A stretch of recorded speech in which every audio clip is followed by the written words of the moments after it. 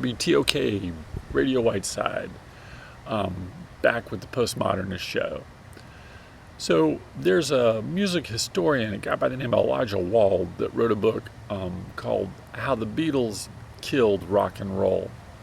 And the thesis of the book is that what the Beatles do, that really, in a way, can be said to, at least as Wald frames it, that destroys rock and roll, is they stop performing and they move into the recording studio. And they see the recording studio as an instrument. And it's that, it's the shift from the emphasis on the live performance as the venue to hear music and sort of to create music, to the studio where things can be recorded and then re-recorded, then re-recorded and then overdubbed and then can be altered. And so there's this, in the 60s, there's this great technological explosion of what's available to the musician when they go in a recording studio. And the Beatles are going to become masters of it. Their last 4 or 5 albums, they don't tour on those albums. Sgt. Pepper never went on the road. It was a strictly studio affair, and that's how they wanted it, actually. In various interviews, the Beatles claimed that they were tired of touring. They never wanted to go on the road again. So it's this shift, and again, in thinking about the rise of technology, what that enables, what that does to the artist, to the musician, who gets to make what sound. In the Beatles' case, George Martin is often seen as the fifth Beatle, their recording producer, because he played such an important role in getting them the sound they wanted. So, how we define these things starts to shift. And what counts as music in doing so also starts to shift, right? If I can make sounds without picking up an instrument, but by merely fiddling with knobs and manipulating tape, am I a musician? The Beatles are starting to suggest, yes, you are. And a lot of other bands are going to follow that suit. Where this gets interesting is when we take a step back from popular music and we go into the realm of classical music. If you're a young, university-trained classical composer, but you're growing up in the 60s, right? If your schooling is taking place in the 60s, and so you've got Beatles albums next to Beethoven albums, so, in your shelves, what kind of music are you going to make? And if you realize that the studio, like the Beatles are realizing, can also be an instrument, what kind of music are you going to make? So our first stop, we're going to look at a couple of significant American composers. And they're composers who really wrestled with and tried to figure out how to take into account what was happening in the field of rock and roll and bring it into the classical world. So the first person we're going to look at is a guy by the name of Steve Reich. And we're going to look at an early work of his from 1966. It's called Come Out. And it is strictly tape manipulation. Reich was driving a taxi cab. He'd finished his classical training. He'd got the master's in composition, but didn't want to compose for classical, for the typical classical orchestra or string quartets, that kind of thing. Instead, he was interested in trying to, what could he do with recording? What could he do with tape? What could he do? And so what he does while driving a cab is that he records various people. And then he takes those voices into his little studio, and using his tape decks, he starts to manipulate them. Cut, splice, paste, record, cut, splice, paste, record. And that's going to give us a couple of seminal pieces. One called It's Gonna Rain, which is based on the recording of a street preacher. And this one called Come Out, which is based on the recording of a young man, actually an African-American young man, victim of police violence, explaining what he had to do to get taken seriously after he was beaten. And Reich has given these tapes and asked to create something for a benefit concert to raise money for the Legal Defense Fund.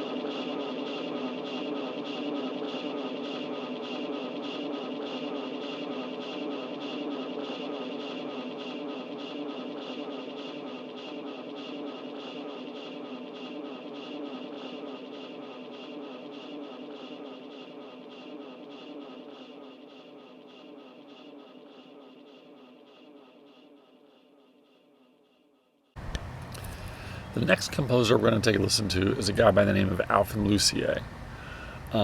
Also classically trained, Juilliard, I think it is. Wants to compose, but is not really that interested in traditional instruments, traditional arrangements, traditional ensembles. Is very interested in sound and is very interested in recording technology. One of the genius moments in Lucier's career is the recognition of the power of simplicity. So he goes into, for the piece we're going to listen to, and I'm going to play you just an excerpt. It's about a 45 minute piece, which is just, to me, just mesmerizing and wonderful. Lucier is interested in not just what can a person do, like voice and tape, but what about where it's performed, right? What about the space the performance takes place in? So again, broadening that idea, which makes it postmodern, of what constitutes the appropriate literal geographic space for composition as well as performance. Lucier goes into a room with a couple of tape recorders. He records himself saying something, a little paragraph, and then he rewinds that, plays that back into the room, records it on the second tape deck, rewinds that, plays that, records it, and he's kind of bouncing back and forth, because what he discovers is that over time, what you start to hear are actually the resonant frequencies of the room. So if you listen to the full 40 plus minutes of I'm Sitting in a Room, about 10 minutes in, it's going to stop sounding like language. And it's going to take on a kind of just really interesting, reverbery, echoey kind of quality. And sort of just take off from there. It's an amazing experience. So what you're going to hear is one guy talking into a microphone in a room, and then after that it's really just tape recorders in the room. There's no manipulation. He makes this piece in '69. There are no computers. There's no auto-tune. There's no anything but tape, reel-to-reel tape, microphones, and room. That's what you're working with here. And so it's an amazing feat, I think, of and just a grabbing hold of an insight about the role that space plays in the sounds that we hear. So what I've got is, and I borrowed this from a sampler CD, I'm going to give you a taste of I'm Sitting in the Room. And so you're going to hear the early stuff, like the first minute of it, and then there's going to be an edit, and it's going to go to much later, about 25, 30 minutes into the piece. And so it's going to be a lot more echoey. So there's kind of unfortunately, an abrupt transition. But I didn't want to make this radio show go on for hours and hours and hours. So if you're curious about it, look it up. It's on YouTube. It's there. It's well worth the hearing. So Alvin Lucier, I Am Sitting in a Room. I am sitting in a room different from the one you are in now. I am recording the sound of my speaking voice, and I am going to play it back into the room again and again until the resonant frequencies of the room reinforce themselves, so that any semblance of my speech, with perhaps the exception of rhythm, is destroyed. What you will hear then are the natural resonant frequencies of the room articulated by speech. I regard this activity not so much as a demonstration of a physical fact, but more as a way to smooth out any irregularities my speech might have.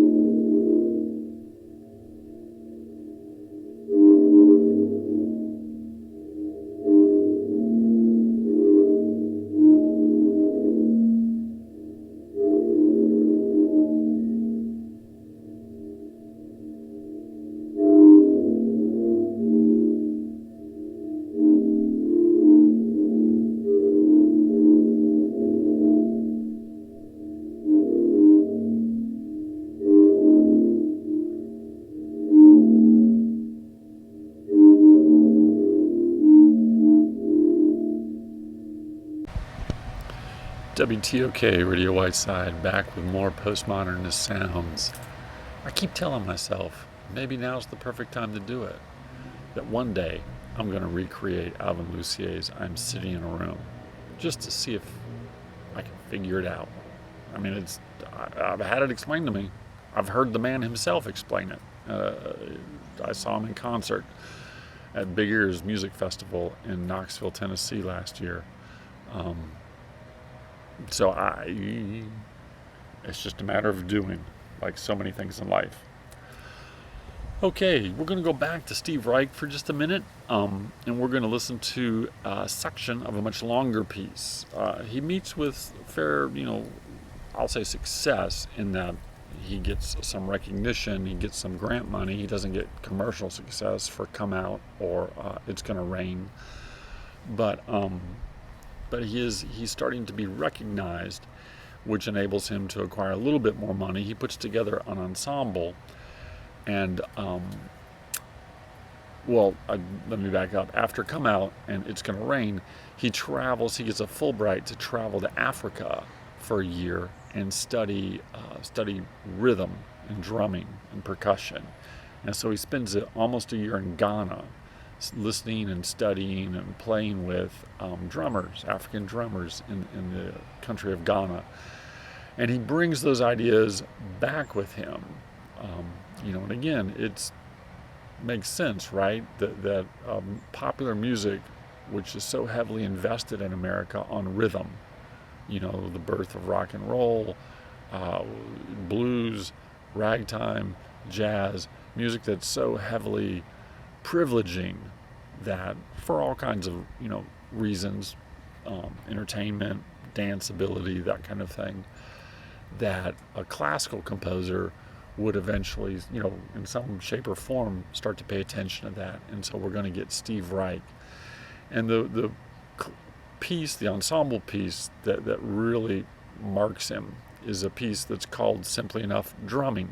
It's for 8 drummers or percussionists, and they play everything from little pieces of wood to marimbas to xylophones to blocks of wood to drums, not all at the same time. It's a really wonderful piece. It's about 50 minutes long, and it builds. You can hear it build over time, and it ebbs and flows, and so it is going to be one of those pieces.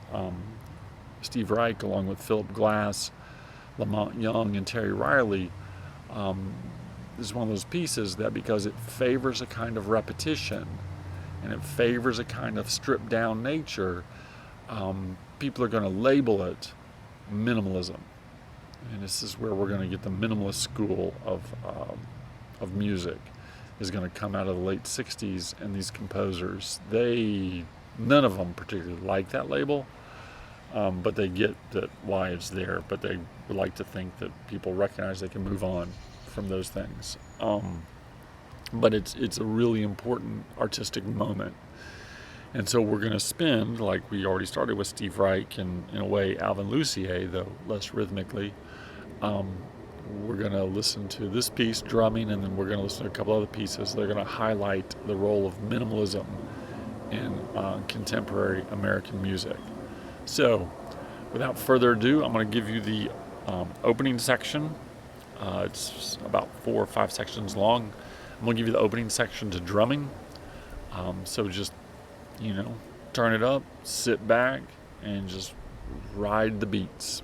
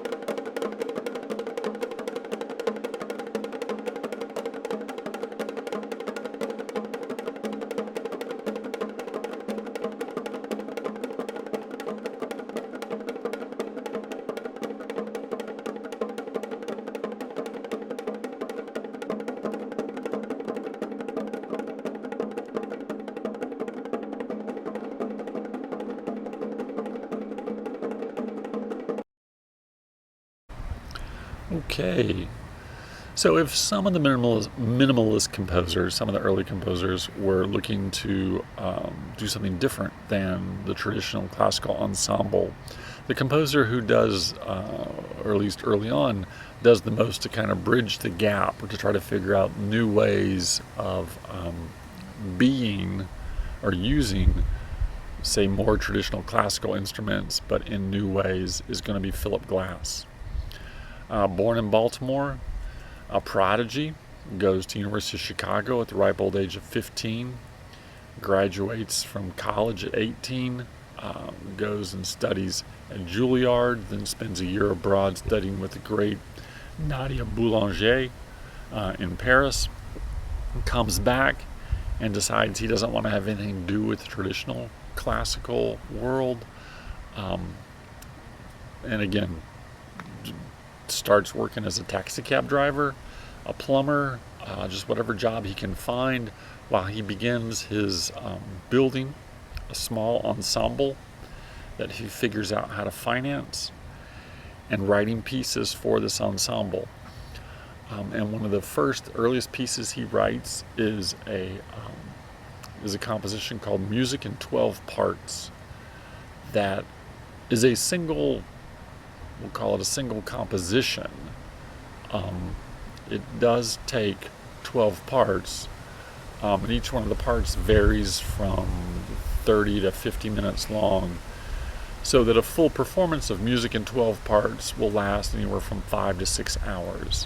One of the highlights of my concert-going life was I went to New York City about, I guess it's been about eight years ago now, to hear the Philip Glass Ensemble perform a kind of retrospective weekend, and the highlight of it was that they did a full version of Music in 12 Parts. Lasted about 5 hours and 45 minutes. It was just amazing, mind-blowingly good. So that to me is one of my seminal artistic moments. So you have this piece, and it is again rooted in repetition, rooted in a kind of rhythmic structure more so, but there is room for voice, there's room for winds, as well as bass, synthesizer, keyboards. So it's a small ensemble. There were 8 people on stage when I saw it performed. That's his usual number for this piece. We're not going to listen to all 5.5 hours of it. We're going to listen to just part number 7, which is a good introduction to Philip Glass style. So this piece, it takes him about 3 years to compose it, 71 to 74, borrowing the amplification and technology from popular music, hanging on to some of the trappings, instrumental trappings of classical, but exploring the boundaries of what might be called the avant-garde at that time, or what's going to be known as the minimalist tradition, the repetition. We're going to get Philip Glass Music in 12 Parts. So again, sit back and just let the waves of repetition wash over you.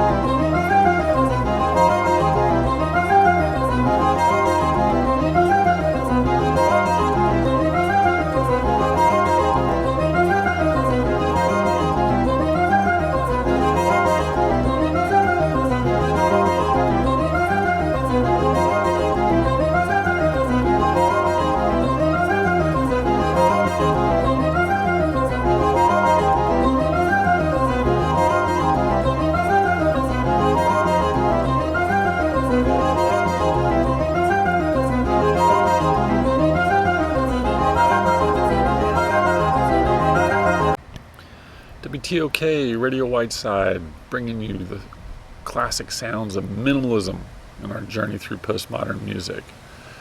If that's what minimalism sounds like with a small ensemble, what's it sound like? Is there ever any, I hear you asking yourself, Mr. Whiteside, is there ever any minimalist composition that functions on a much larger scale? I'm very glad you asked that question. You must be my brightest class. So, Glass is interested not just in ensemble music, but also he's interested in kind of, in a sense, all the arts, or at least dance and theater. He's approached in the, after the success of Music in 12 Parts, he's approached by a playwright, a guy by the name of Robert Wilson, who specializes in avant-garde plays. And they collaborate on what we're going to call an opera. It's non-linear, it's non-narrative, it is based on some historical people and a few historical incidents, but they're retold in a really different fashion. The name of this opera, which premieres in 1975, is called Einstein on the Beach. And again, it's a landmark production. It performs, it premieres at Brooklyn Academy of Music, and it's an immediate hit, so to speak. As operas go, and it's seen as kind of a landmark piece for both opera, classical music, contemporary music, and what can be done. So the staging of it is even avant-garde, right? I mean, there's lots of neon lights and odd costuming and people floating through the air, and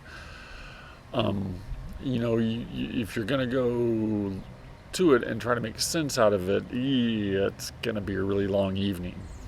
But if you can just sort of sit back and just look at it for perhaps what it is, and in a kind of Cagean way, just let the sounds and the images be what they are, exist as they are, then enjoyment can happen.